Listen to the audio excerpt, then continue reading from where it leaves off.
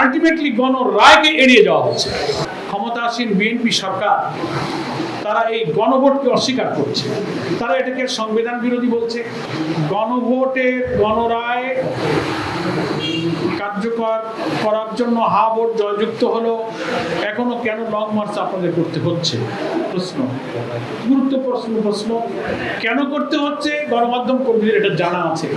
দুঃখজনক হলেও ক্ষমতাসীন বিএনপি সরকার তারা এই গণভোটকে অস্বীকার করছে, তারা এটাকে সংবিধান বিরোধী বলছে। 2025 সালের 13ই নভেম্বরের প্রেসিডেন্সিয়াল অর্ডারকে চ্যালেঞ্জ করে বলছে এই আদেশ রাষ্ট্রপতি দিতে পারেন না।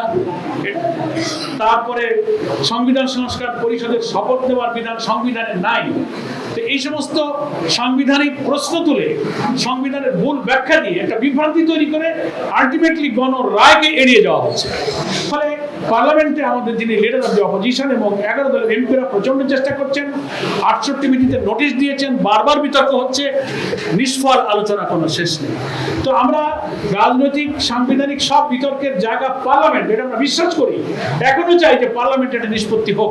যতক্ষণ তা হচ্ছে না ততক্ষণ নিয়মতান্ত্রিক গঠনমূলক কর্মসূচি দিয়ে আমরা যে 70% জনগণ হা বলেছে, আমরা সেই জনগণের সাথে রাজপথে আমরা থাকতে চাই। তবে আমার এই প্রোগ্রামটা হবে কনস্ট্রাকটিভ এবং রেসপন্সিবল। মজলিস জোটে নাই তা বলেননি, ওনাদের ব্যক্তিগত দলীয় কিছু কার্যক্রমের কারণে আপাতত আমাদের কয়েকটা বৈঠকে আসেননি। তো আমরা আশাবাদী দেশের প্রয়োজনে জনগণের গণতান্ত্রিক আন্দোলনে ওনারা আমাদের সাথে থাকবেন, আমরা আশা করি।